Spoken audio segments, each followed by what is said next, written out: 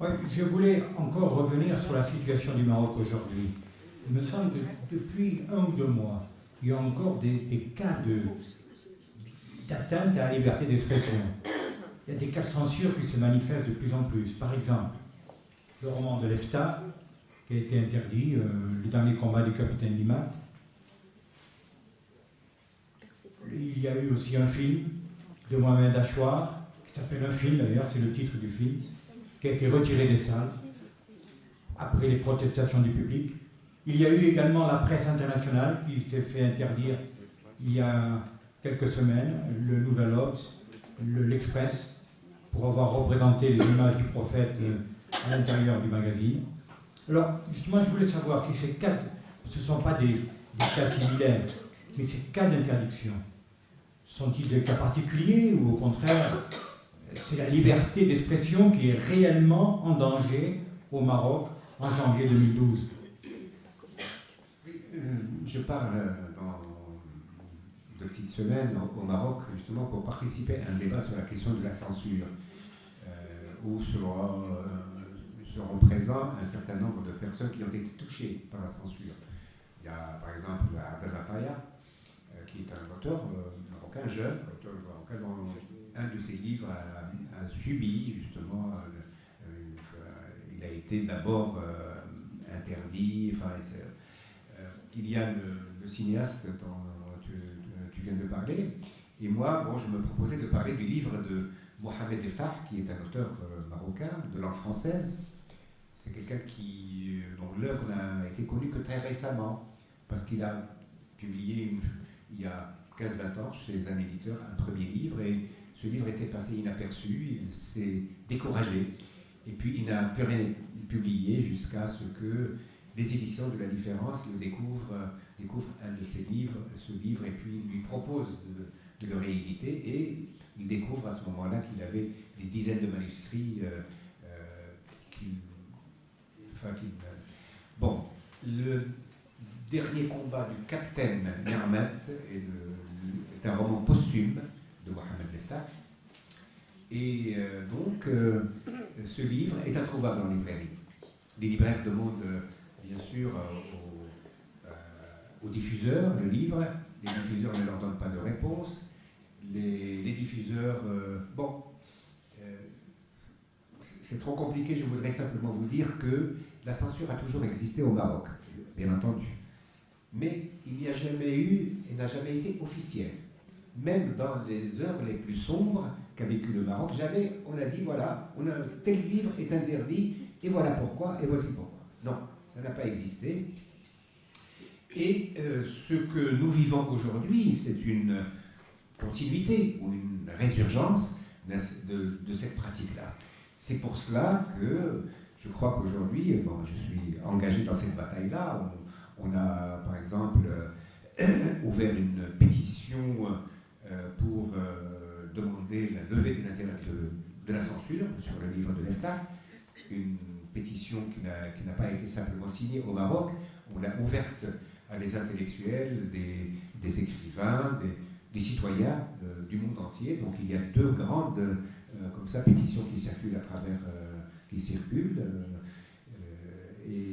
et puis, bon, on va continuer ce combat-là. Mon objectif, avec un certain nombre d'amis, bien entendu, est d'acculer le gouvernement, les pouvoirs publics, le système, à se prononcer d'une façon très claire sur cette question de la censure. La censure existe dans tous les pays, mais elle doit être,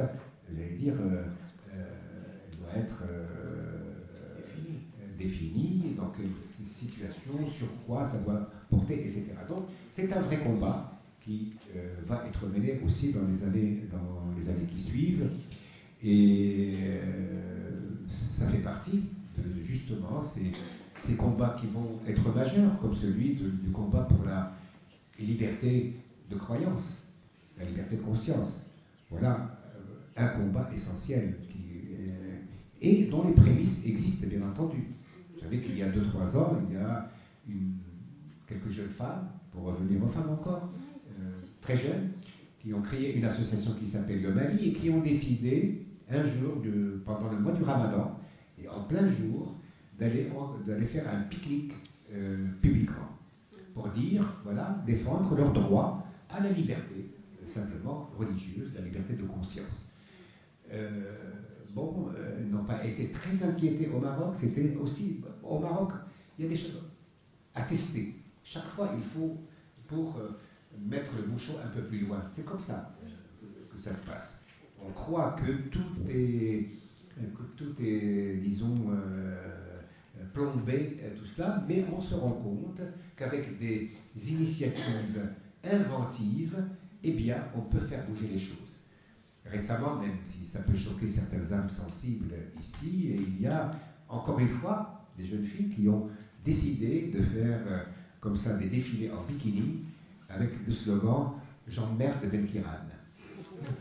Ben Kiran, c'est le nouveau chef du gouvernement qui appartient au parti islamiste aujourd'hui au gouvernement. Bon, c'est un peu provocateur, ça peut se discuter, tout ce qu'on voudra, mais ça veut dire, c'est très symptomatique de l'état d'esprit des gens.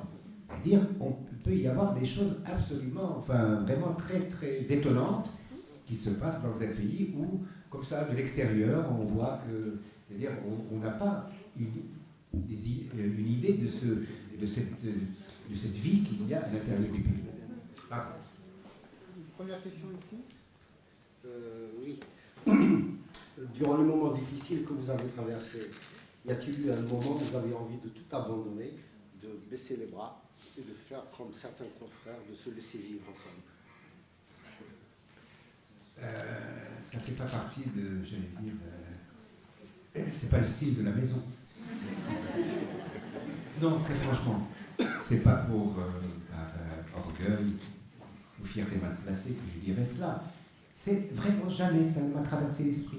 Au contraire, dans les moments les plus durs, j'étais encore plus convaincu des raisons pour lesquelles, à un certain moment, je me suis révolté. J'ai dit non, arrêtons, on ne peut pas accepter un système pareil. Donc là, sur ce plan-là, j'ai une véritable quiétude. Je suis tranquille, je n'ai jamais été déstabilisé ou quoi que ce soit. Non. Au contraire, plus j'avançais dans cette expérience-là, plus j'étais convaincu qu'il n'y avait pas d'autre choix à faire.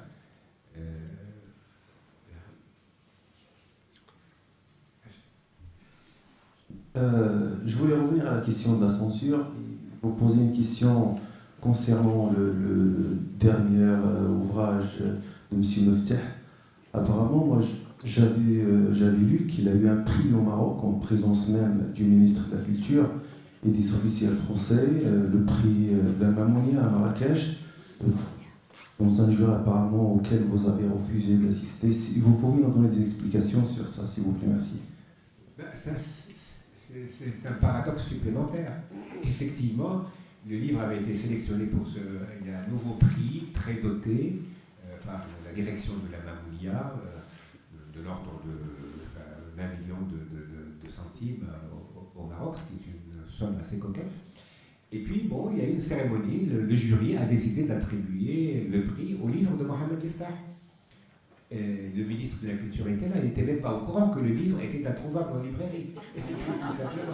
Ce qui vous donne une idée, de la nullité de ce ministre de la Culture, dont heureusement nous venons de nous débarrasser. Bon. Mais ça fait partie des paradoxes marocains. C'est évident. Donc, est-ce que, d'après tout ce que tu dis, c'est vrai qu'il y a un paradoxe? On a l'impression au Maroc d'aujourd'hui de pouvoir tout faire et de ne pouvoir rien faire. C'est vrai.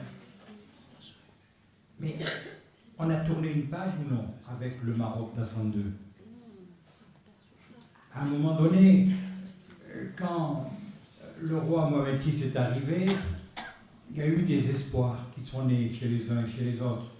Il y a eu l'instance équité et réconciliation, il y a eu la réforme de la Moudawana dont tu parlais tout à l'heure, le code de la famille. Et puis, à un moment donné, tu poses toi-même la question quelque part, je ne sais plus à quelle page du livre, tu dis, comment en est-on arrivé là? Comment en est-on arrivé là? Alors, alors qu'à un moment donné, tous les espoirs étaient fermés. Oui, on a malgré tout tourné une page. C'est vrai, au Maroc, c'est la page de la peur, de la terreur. Ça ne marche plus. Et ça ne marche nulle part dans le monde arabe. Et regardez ce qui se passe en Syrie. Je vous invite à... Bon, c'est tellement douloureux ce qui se passe en Syrie. Et c'est incroyable. C'est-à-dire, c'est un des régimes les plus sanguinaires dans l'histoire de l'humanité, ce régime de Bachar el-Assad.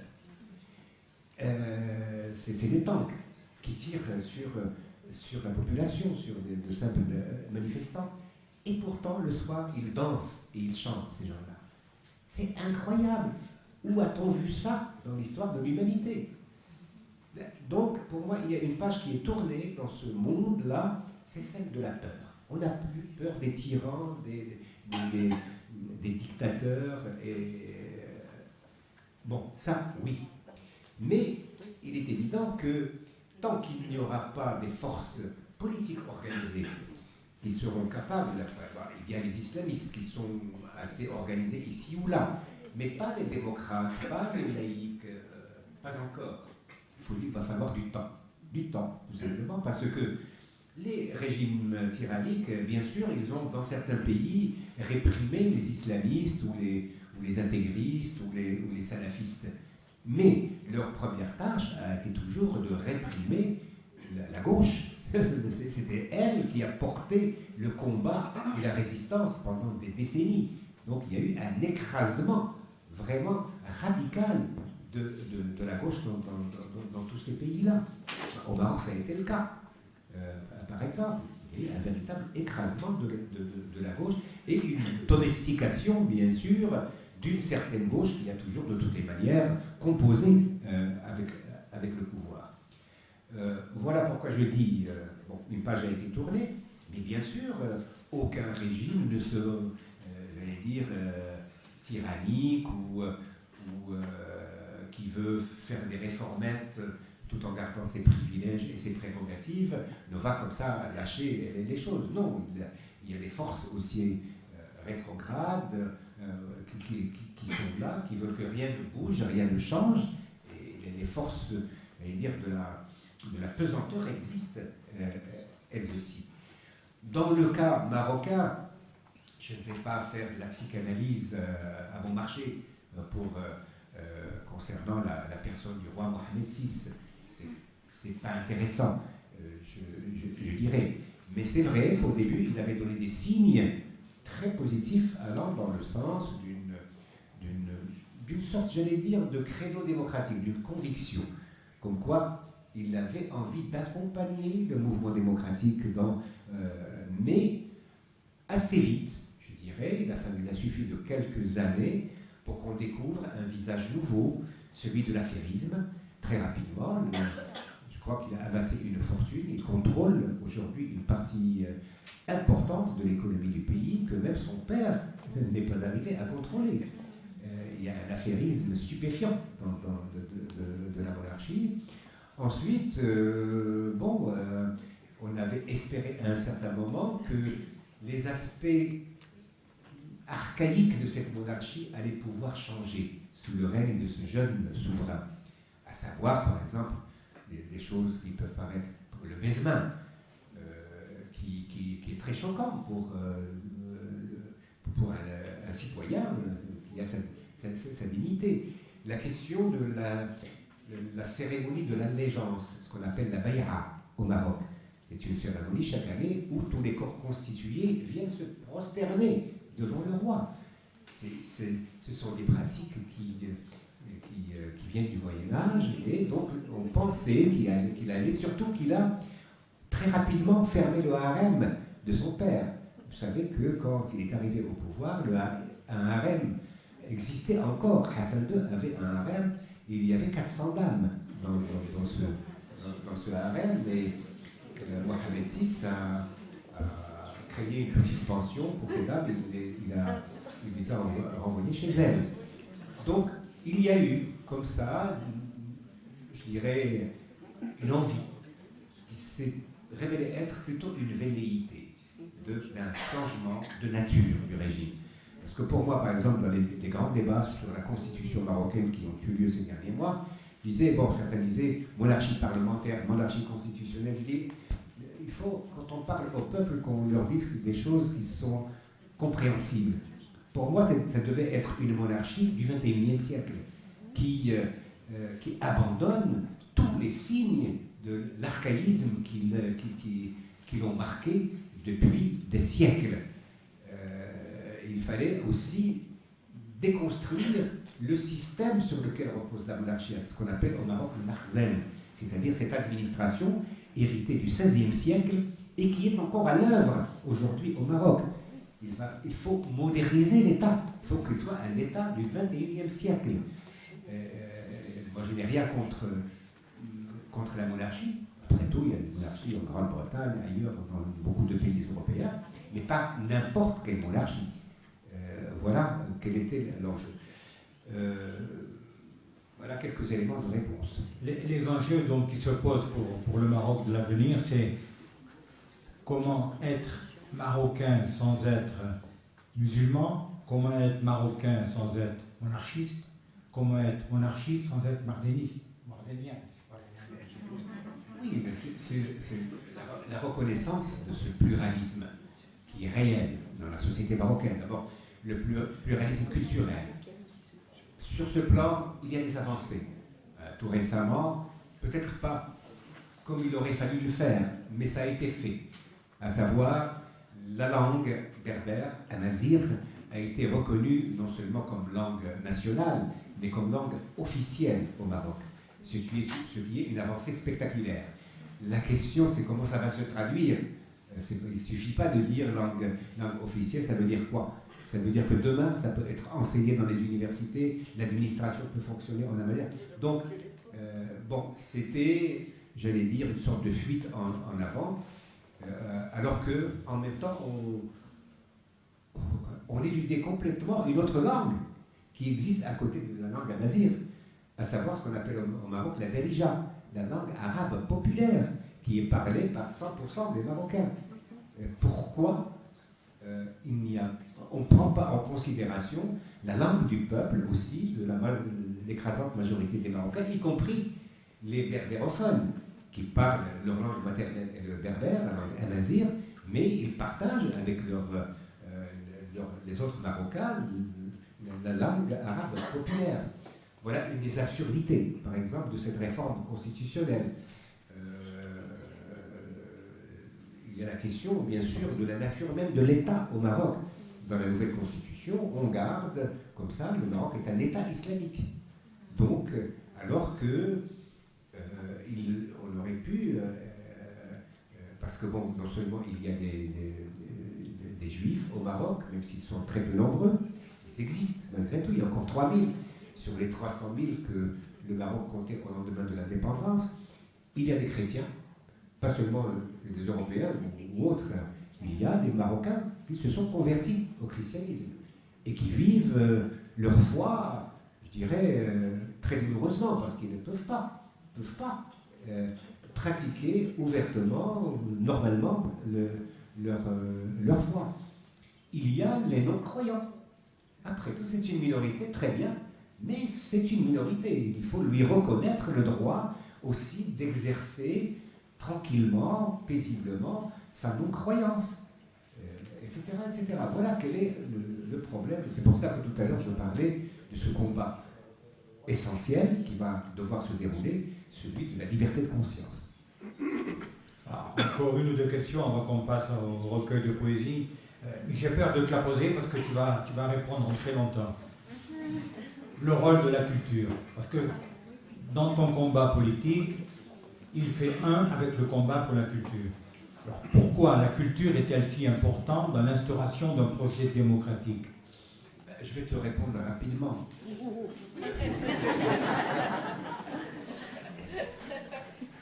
C'est quoi un démocrate?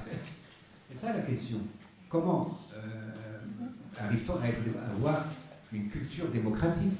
C'est le fait d'abord, quand on va déposer son bulletin dans l'urne, on le fait en son âme et conscience, on est convaincu de quelque chose, on le fait librement.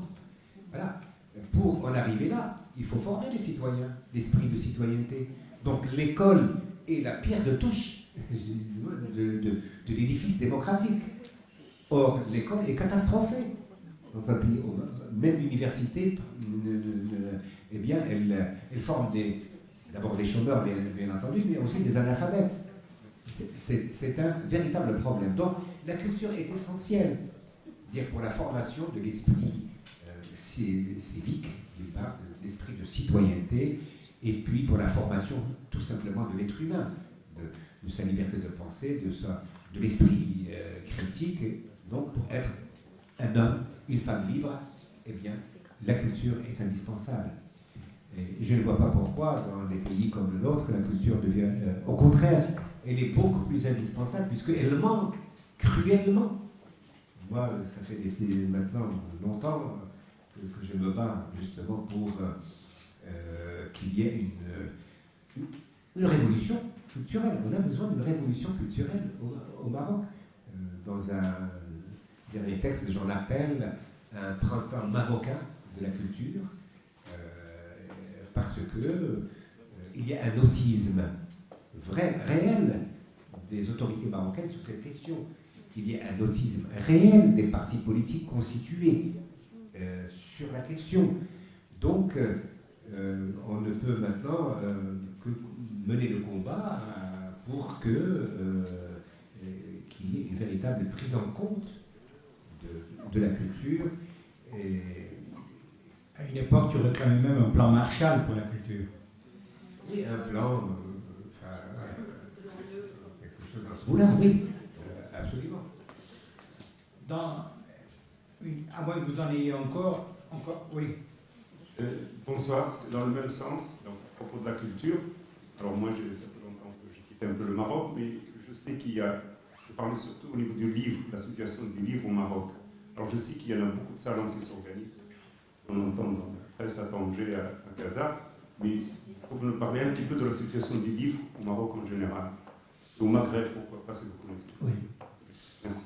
J'ai publié il y a quelques mois un autre livre au Maroc, qui n'est pas encore sorti en France, qui s'appelle Combat pour la culture, où j'ai fait un peu ce que j'ai fait là dans Maroc, un projet démocratique. J'ai réuni un certain nombre de textes que j'ai écrits depuis des années sur la question de la culture et l'enjeu, ce que j'appelle l'enjeu de la culture. Et l'un de ces textes que j'avais écrit, publié dans la presse, mais en même temps j'avais créé un site web qui s'appelle Culture Toute pour créer la mobilisation autour de la question culturelle. Ce texte s'intitulait « Pour un pacte national de la culture ». J'essayais d'amener à la fois la société civile, les partis politiques démocratiques à se mobiliser autour de cet enjeu de la culture. Et dans ce pacte pour la culture, je décline un certain nombre de mesures, c'est-à-dire urgentes à prendre, dont effectivement cette question du livre. Alors qu'il y a des choses très simples à faire. Pour une fois, on peut aller voir ce qui se passe ailleurs, dans un pays comme la France, ou en Finlande, ou tout ce qu'on voudra, pour qu'on puisse sauver, j'allais dire. La question, le livre au Maroc, c'est très simple. C'est très simple. Il y a un nombre dérisoire de livres qui sont publiés. L'écrasante majorité des livres publiés au Maroc ne sont à compte d'auteur, surtout quand ils sont publiés en langue arabe. Il n'y a pas d'aide, il n'y a pas d'instance ou d'institution qui aide le livre au Maroc, à l'exception des services culturels de l'ambassade de France, qui aident parfois les éditeurs marocains à éditer des livres et même à traduire des livres d'auteurs marocains, par exemple du français vers l'arabe ou de l'arabe vers le français. Vous voyez l'absurdité dans laquelle on se trouve dans un pays comme le Maroc. Alors qu'il y a des choses très simples à mettre en place. En France, on sait comment, par exemple, je connais bien le sujet, comment ça fonctionne.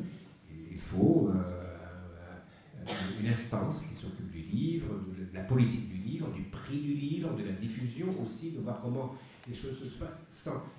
Je n'en appelle pas un dirigisme de l'État. En la matière, on sait très bien qu'il faut éviter qu'il y ait une sorte de retour à des procédés qui existaient le bloc dit socialiste d'antan. Voilà quelle est la situation. Non seulement il y a un problème il n'y a pas de politique du livre, il n'y a pas d'aide au livre, et puis surtout il n'y a pas de circulation réelle des livres. Au Maroc, plus ou moins, de façon très aléatoire, mais un livre publié au Maroc n'a aucune chance de dépasser les frontières du pays. Voilà un autre handicap, j'allais dire, du livre. Mais la question du livre est à mettre dans un cadre beaucoup plus général. C'est-à-dire, si on règle les problèmes du livre, si on ne règle pas les problèmes des bibliothèques publiques, par exemple, ça ne sert à rien. Or, au Maroc, il n'y a pas. C'est-à-dire, c'est vraiment une catastrophe. Dans des villes importantes, on ne trouve pas une bibliothèque publique digne de ce nom.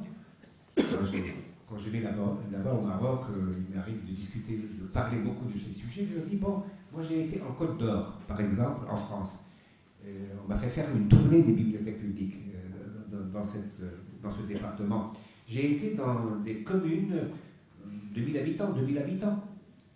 Et dans ces communes, on trouve, il y a bien sûr la bibliothèque publique. Souvent, tous les livres étaient là. Alors qu'au Maroc, vous pouvez aller dans des librairies importantes, même vous ne trouverez pas un seul titre à voir. Par exemple, ne parlons pas des bibliothèques publiques, ne parlons pas des bibliothèques des écoles primaires, ou des collèges ou des lycées, ou même à l'université. Voilà, donc le livre est lié aussi au reste, à savoir les bibliothèques publiques, les centres, les maisons de la culture, les maisons de la jeunesse et de la culture. Je parle de choses que vous connaissez. On peut avoir aussi d'autres modèles. On n'est pas obligé de calquer le modèle français, bien entendu.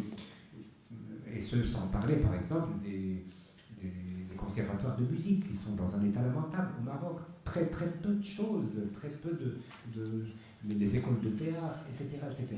Une culture ne peut pas fonctionner, ne peut pas s'épanouir s'il n'y a pas les moyens pour se faire.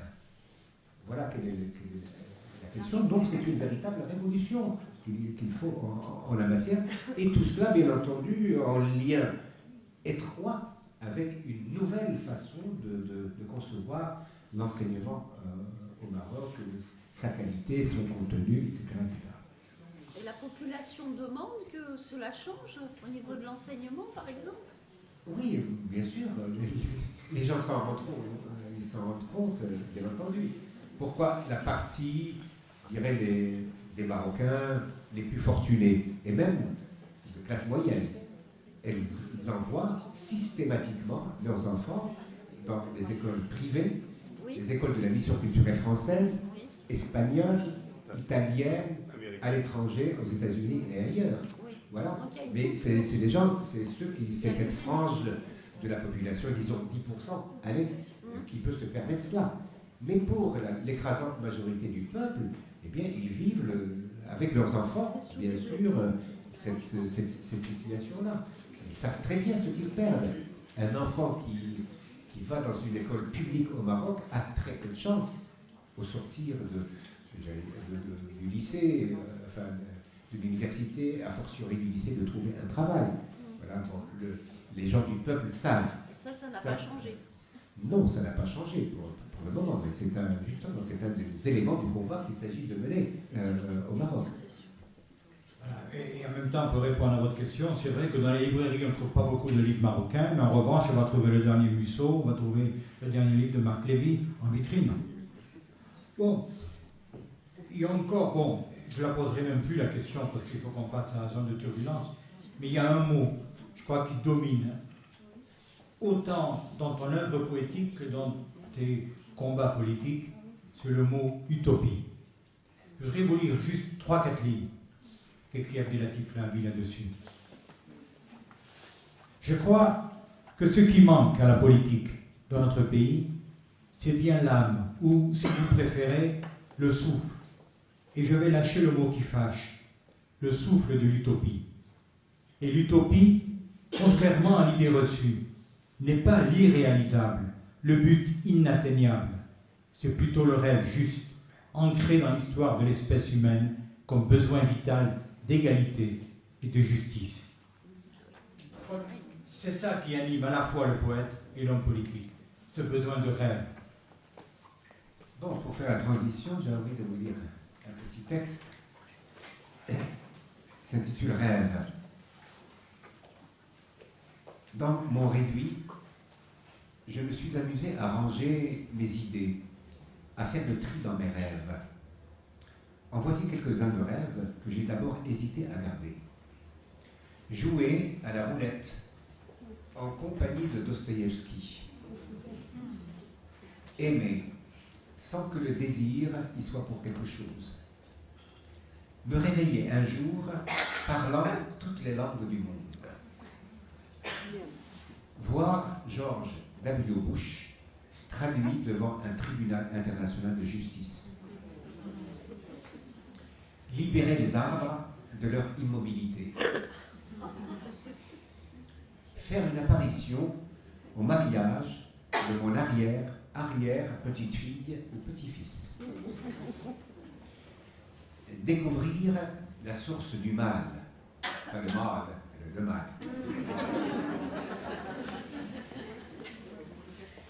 Jouer à la perfection de la cithare. Rester assis, seul, dans le désert, 7 jours et 7 nuits durant. Serrer la main de Nazım Hikmet, mon grand frère poète turc. Pêcher à la ligne les poèmes des peuples disparus. Faire pousser un magnolia dans le jardin de la maison que je n'ai pas eue. Attendre à la porte de l'école la dernière de mes filles aînées et la raccompagner à la maison. Traduire Dieu et moi de Jacqueline Hartmann, c'est une auteure belge dont j'aime énormément l'œuvre, Jacqueline Hartmann.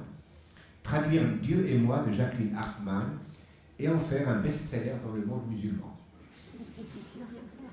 Dire à ma mère de son vivant, je t'aime.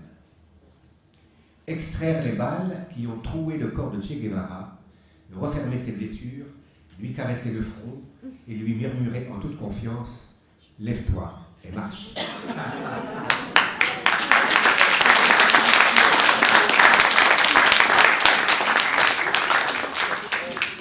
Persuadé Sisyphe qu'il a été victime d'une erreur judiciaire. Faire aboyer le mot chien.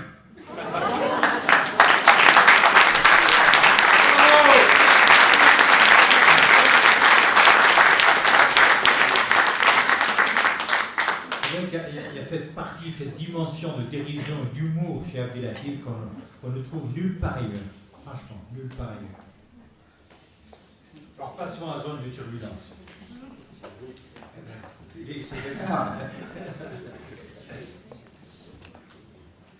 Trois, quatre mots. Voilà un livre, un recueil de poèmes qu'on pressentait depuis quelque temps et qu'on redoutait, que les lecteurs de la vie redoutaient. Le thème de la mort qui le nourrit est sans conteste un thème dérangeant. Un thème dérangeant, mobilisateur aussi. Parce qu'il concerne tout le monde et il est démobilisateur. Alors il faut s'accrocher à l'heure. Que dit-elle? Que dit cette heure? Face à l'indéfini, à cet indéfini qu'est la mort, le poète est conscient que s'il est obligé de reconnaître humblement la défaite du corps, il lui reste encore assez de force pour se libérer du monstre qu'il habite, en le prenant comme prétexte à un nouveau livre. Un apocryphe, prévient-il, forcément brouillé, décousu, soumis à l'incertitude, au doute, à la peur. Pour le poète, écrire est ici sa façon d'assumer cet inconnu, de l'affronter. Non, sans lever, dit-il, un dernier verre, dit-il avec humour, un dernier verre à la santé des mots. Il ne s'agit plus d'écrire, comme on disait tout à l'heure, pour mettre en joue, pour mettre en question la fatalité d'un système ou d'un régime. Il s'agit d'écrire maintenant pour braver le destin, pour braver la charrue du hasard, une formule du livre, à laquelle tout homme est attelé. Voilà pourquoi j'évoquais tout à l'heure un combat pour la vie, au nom de la vie. Un combat mené depuis l'habitacle du vide, dans une sorte d'entre-deux métaphysique, où l'expérience poétique permet à la fois d'éprouver dans le frôlement même de la mort la toute-puissance de la vie. On rentre dans le recueil comme on se réveillerait d'un évanouissement. La petite mort, dis-tu, entre absence et présence, un goût de douleur à la bouche, des délires plein la tête. Celui qui parle ici cherche des repères, veut retrouver ses marques sur le chemin des sensations primitives. Le toucher en premier, puis l'odorat, l'ouïe, le regard ensuite. On sent qu'il y a là un homme, rien qu'un homme, à l'étroit dans son corps, dans le monde où il a vécu, un monde meurtri, aux prises avec le connu et l'inconnu, le rêve et la réalité, le bien et le mal, l'énigme de l'origine et de la destination. Ainsi, le poète, entre pesanteur et apesanteur, parvient à remonter le fil d'une mémoire, tissée à même la chair, c'est une citation du livre, se revoit à tous les âges, comme s'il se redonnait vie, en faisant le bilan, depuis la naissance, l'enfance, le temps des amours vénales, jusqu'à l'affrontement avec l'inquisiteur haineux et la prison. Des voix lui parviennent, lui rappellent de vivre, lui rendent ses émotions, le régénèrent. On retrouve ici la même polyphonie libératrice qu'il y a et qui existe dans Les Rites du Lion, son premier récit d'exil. Retour à la terre. Et même si le réveil est dur, dans ce monde qui est le nôtre, livré aux prédateurs de tout genre, aux pollutions, aux dérèglements climatiques, à l'argent, la foi en l'humanité, en la vie, finit par l'emporter. Voilà, en résumé, le fil de ce recueil. L'entrevision de la mort qui le motive ouvre un espace propice à la méditation. Non pas à la méditation. Ça aurait été un mot inventé. Certes, un euphémisme. Certes, on y entend une inquiétude personnelle. On y voit un homme qui fouille en lui pour retrouver ses raisons d'être et se rétablir après une longue épreuve. Mais le sujet est ailleurs. Il est tourné vers la condition humaine en général, à laquelle renvoie une grande partie du livre. Comme souvent chez Lahabi, le moi intime n'a jamais autant de valeur que lorsqu'il est sublimé, débordé, dépassé, idéalisé par une cause plus grande. La réflexion sur la mort devient une réflexion sur le destin de l'humanité, sur les turbulences qui secouent la nature humaine, l'espèce humaine en général. Et tout cela sans affectation, sans pathos, mené sur un rythme vif, alerte, doublement servi par une langue épurée, utile, dévouée à l'essentiel, et par un langage, je cite, passé à la meule de l'écriture, d'où ne filtre que l'huile vierge, native de la connaissance, dit le poète.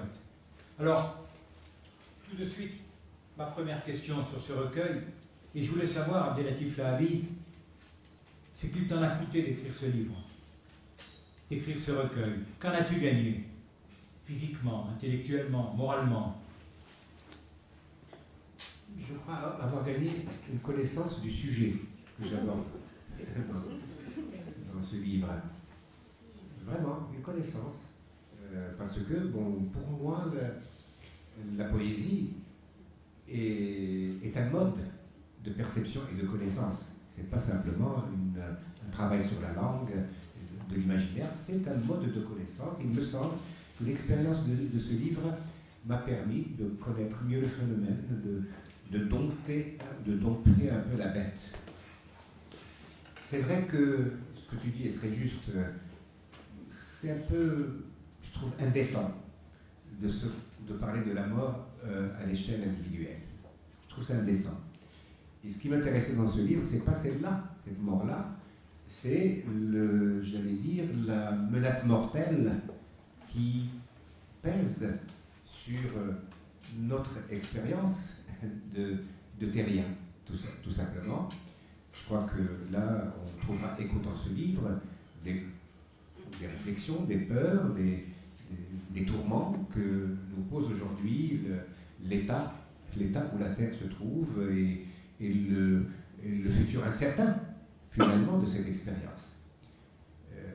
Je crois que, vous savez, après la Shoah, il y a un écrivain qui disait « Est-ce qu'on peut écrire après la Shoah ?»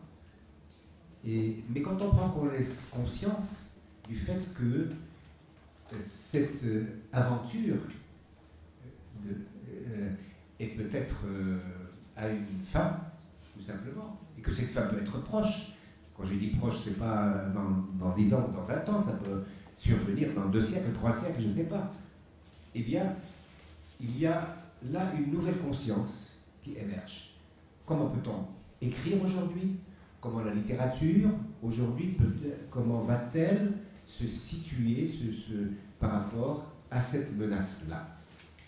Et je crois qu'on ne peut pas écrire de la même façon qu'on écrivait il y a encore 20 ans, 30 ans, 40 ans. Il n'y avait pas cette hantise-là qui, moi, en tout cas, m'habite. Ça, je dois l'avouer. Et c'est pour cela que la question que j'évoque ici dans ce livre, bien sûr, elle part de quelque chose dont j'ai dit qu'il pouvait être indécent, qui est la question de la femme, de la personne, d'une personne, avec cette question qui déborde et englobe largement, bien sûr, le cas individuel. Ce que ce livre m'a appris, c'est autre chose. J'ai traversé une période aussi de turbulence, je vais dire, au niveau physique, au niveau organique, pour dire les choses comme... Bon. Et puis ce que je constatais, c'est que vraiment, ce qui se passe dans le corps d'un être humain, que ce soit d'ailleurs de la joie ou de la douleur, de la souffrance, tout cela, c'est vraiment... c'est presque un reflet où ça relève, j'allais dire, du même phénomène, à la fois physique et que ce qui se passe dans l'univers. Jamais, autant que dans ce livre, je n'ai pris conscience que vraiment l'être humain est au centre de l'univers. Il est l'expression la plus concentrée de ce qui se passe dans l'univers de façon générale. Et ça, je l'ai ressenti dans mon corps. Tout simplement, c'est une expérience physique, comme ça, organique, qui m'a conduit à cette façon de voir le rapport entre l'être humain et puis l'univers qui nous englobe. C'est quelque chose d'étrange, d'assez fascinant, parce qu'on est souvent confronté finalement au mystère.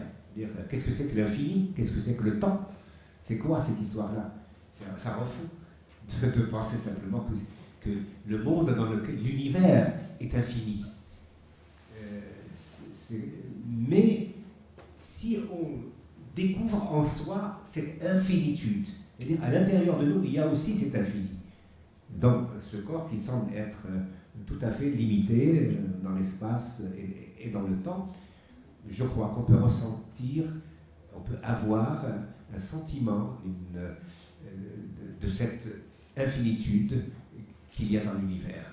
Voilà, bon, c'est un texte très particulier, mais en même temps, bon, il y a toujours, comme toujours chez moi, un retour sur la Terre. Et peut-être parce que nous avançons là, dangereusement, les amis voudraient peut-être aussi qu'on vaquer à leurs autres occupations.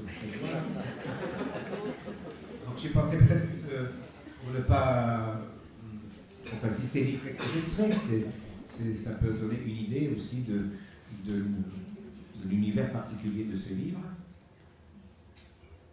Voilà, tu as parlé tout à l'heure de l'enfance, et dans ce livre, il y a une sorte de, comme ça, de traversée fulgurante de ma propre vie. C'est pas indécent, J'ai été donc moi aussi un enfant. J'ai senti ses premières sensations. J'ai été dans son incompréhension du monde des adultes. Violence, hypocrisie, hystérie. J'ai pleuré de ses larmes, pour un oui, pour un non. J'ai été dans son émerveillement par les contes de la grand-mère ou de l'oncle. J'ai été emporté par son sommeil si profond, si paisible, et me suis réveillé dans son réveil, sans amertume dans la bouche. J'ai appris goulûment ses premières expressions et fredonné ses comptines. J'ai joué le plus sérieusement du monde à ses jeux et eu son irrésistible tentation de tricher.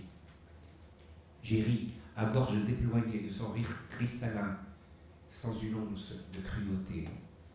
J'ai scruté avec ses yeux les animaux, les plantes, les cailloux, et les ai dotés sans hésiter d'une âme. Je leur ai parlé avec des mots de son invention, et ils m'ont répondu sans se faire prier. J'ai regardé médusés passer les cortèges funèbres, et parfois je les ai suivis pour me donner de l'importance. Avec lui, j'ai ressenti la vraie faim, la vraie soif, le besoin impérieux du petit chien d'être caressé. J'ai prié comme on le lui avait appris, sans rien comprendre. J'ai cru aux fantômes, aux djinns bienfaisants et malfaisants, au ciel qui tombe sur la tête, à la marque d'infamie qui apparaît sur le front en cas de péché, au signe avant-coureur de la fin du monde. J'ai eu une peur bleue du tonnerre, des serpents, des scorpions, et par-dessus tout, de la malédiction jetée sur ma tête, sur sa tête, par le père et surtout la mère. J'ai menti pour me tirer d'affaire et bravé déjà quelques interdits. Je me suis délecté de son inconscience et j'ai gardé sur mes lèvres son sourire de Joconde. Longtemps après, j'ai fait tout ce qui était en mon pouvoir pour ne pas démériter de lui. Et maintenant, de son éloignement irrémédiable, je reste inconsolable.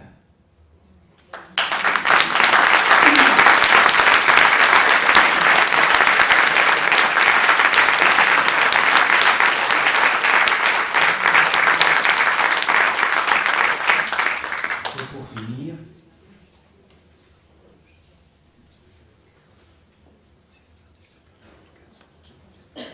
je passe en revue ce qui communément se dit.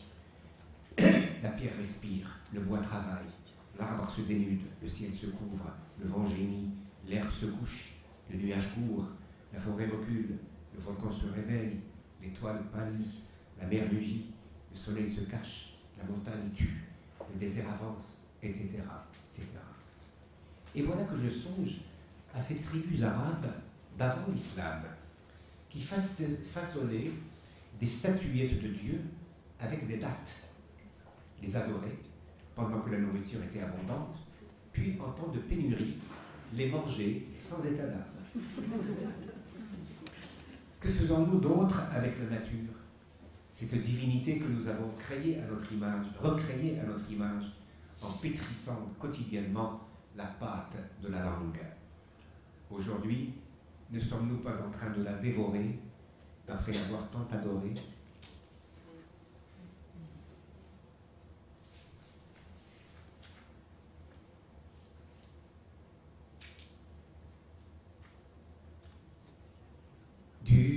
Dur le petit monde, comme il l'a toujours été. Sauf que les prédateurs d'aujourd'hui sont plus civilisés, entre guillemets, plus pervers, et les garants de ce monde infiniment plus indécents.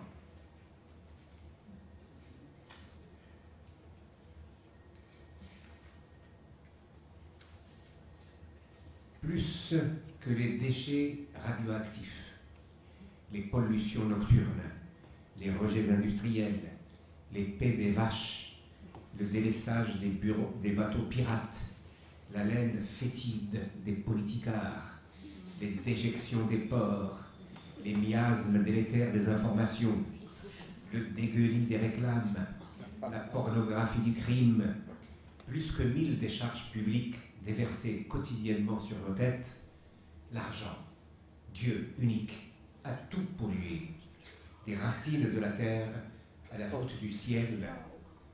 À l'inverse de son auguste cousin, il a décidé de détruire le monde en 6 jours.